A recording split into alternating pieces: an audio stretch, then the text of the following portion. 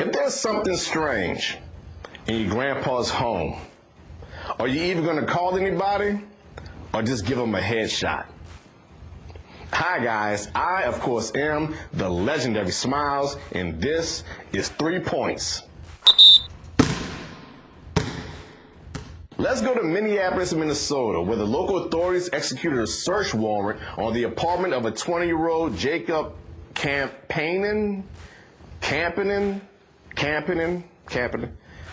We'll just say Jacob K. Well, local authorities executed a search warrant on the apartment of a 20-year-old Jacob K. in connection with the murder of his 87-year-old grandfather, Alvin K. The K family. This is from a lawandcrime.com article by Jerry Lamb. According to reports, both 20-year-old Jacob K. and his mother, 50-year-old Margaret K., traveled to Alvin K.'s Michigan home, where, according to Margaret, Jacob shot Alvin in the head. Both son Jacob and mom Margaret were arrested. Both were charged with 1 count of open murder and conspiracy to commit homicide, while Jacob was also charged with felony firearm possession. According to reports, Jacob and Margaret believed that Alvin was already killed by malevolent spirits, and the individual that was in the Michigan home was not Grandpa. Jacob advised that the spirits said that Grandpa had opened a well in the back of the house, releasing spirits, and it was the spirits that killed Grandpa. Margaret said that Alvin was not her father-in-law because he'd been moving around like a 20-year-old. But here's the tricky part. The search warrant reportedly states that Minnesota authorities were authorized to seize any evidence of paranormal activity, spirits, possession of bodies, including but not limited to the 2015 movie, The Visit. Point number 1. Imagine getting shot for being healthy and active. So Margaret and Jacob believed that Grandpa was possessed by a malevolent spirit because he was moving around like a 20-year-old. So that's what Grandpa gets for being healthy? A shot to the dome? The dude was probably on some vitamins or some supplements just so he could stay healthy enough to avoid the old folks' home. Remember, the Grandpa stayed in Michigan. The family stayed in Minnesota, so Grandpa was probably on his own. So he was probably trying to stay healthy enough so he could remain independent so he doesn't have to go to a retirement facility and have a nurse wipe his ass. And what does a 20-year-old even move like? See, the Grandpa, he was 87. His grandson, Jacob, was 20. His daughter-in-law, Margaret, was 50. That means neither Grandpa's grandson nor the daughter-in-law was even alive when Grandpa was 20 to even see how he moved around. I think it was player hating on the slick. You know, I don't like to judge a book by its cover, and I don't like to judge people by their physical appearance, but based on Jacob and Margaret's mugshot, I don't think they had good cardio. What I think happened was Jacob and Margaret saw the Grandpa getting around like a young guy and took the trash out, and they thought to themselves, damn, Grandpa must be possessed. If I took the trash to the curb like that, I'll be huffing and puffing when I came back to the house. But let's say Grandpa was in bad shape. You know, he had brittle bones, he moved slowly, he couldn't walk that well. Who knew that being possessed by a benevolent spirit, that's the spring of youth and vitality? Is it benevolent or malevolent? I think I've been saying it wrong the whole time. I'm not really that good in English. Benevolent, malevolent, malevolent, malevolent, malevolent, malevolent. I'm just going to say evil. You would think that if an evil spirit possessed the body, it would have to contend with whatever ailments the body already has. But nope. You got lower back pain? Your knees give out when you walk? Just get possessed. Point number 2. Isn't it illogical to think that physical bullets can kill a supernatural spirit? Let's say Grandpa really is a malevolent elephant.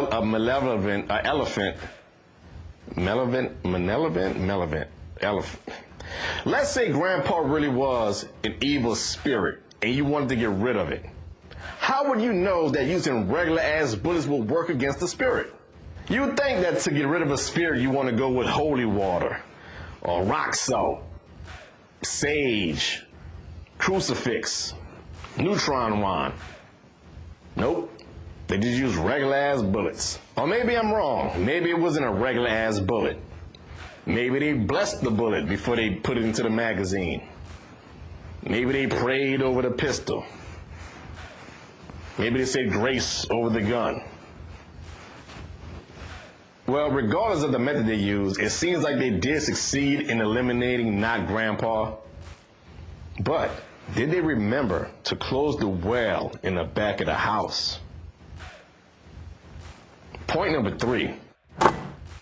Do the Minnesota authorities have experience in collecting paranormal evidence? Remember what the search warrant for Jacob's Minnesota apartment stated. Law enforcement were authorized to seize any evidence of paranormal activity, spirits, possession of bodies, including but not limited to the 2015 movie, The Visit. What law enforcement agency has training for that? First of all, how would any law enforcement agency be able to identify what paranormal evidence actually is? And even if they could, how would they go about collecting it? Like, do they have special Ziploc bags for the ethereal? Would you put haunted evidence in the evidence locker at the police station? Is paranormal evidence admissible in court? I know what you're thinking. You're thinking about the Scolari brothers, aren't you? That's okay. It's low-hanging fruit. Let's move on. But here's the thing. If the evil spirit that possessed Grandpa came from a well in the back of a house in Michigan, why would there even be paranormal evidence in the apartment in Minnesota? My overall point is this. I hate to judge a book by its cover, and I really don't like judging people by their physical appearance, but based on their mugshots, I really could believe that Jacob and Margaret believe in the supernatural. I could believe that Jacob and Margaret believe in evil spirits. I can believe that Jacob and Margaret truly believe that their grandpa was possessed by evil spirits. But here's the thing. When they believed that their grandpa was possessed by evil spirits, did they reach out to anybody? Was it a case where they tried to call the police and tell the police that their grandpa was possessed, but the police didn't take them seriously? Laughed in their face? So they decided to take matters into their own hands? I could feel sympathy for Margaret and Jacob had they reached out to anybody, whether it was a priest, a medium, a paranormal investigator, a shaman, a Winchester, Mystery Inc., anybody. Once they found out that the grandpa was possessed, called anybody to help them ward out the evil spirits.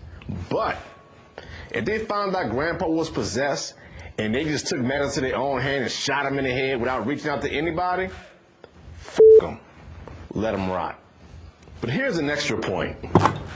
Margaret was Alvin's daughter-in-law. That means she married Alvin's son to be a part of that family.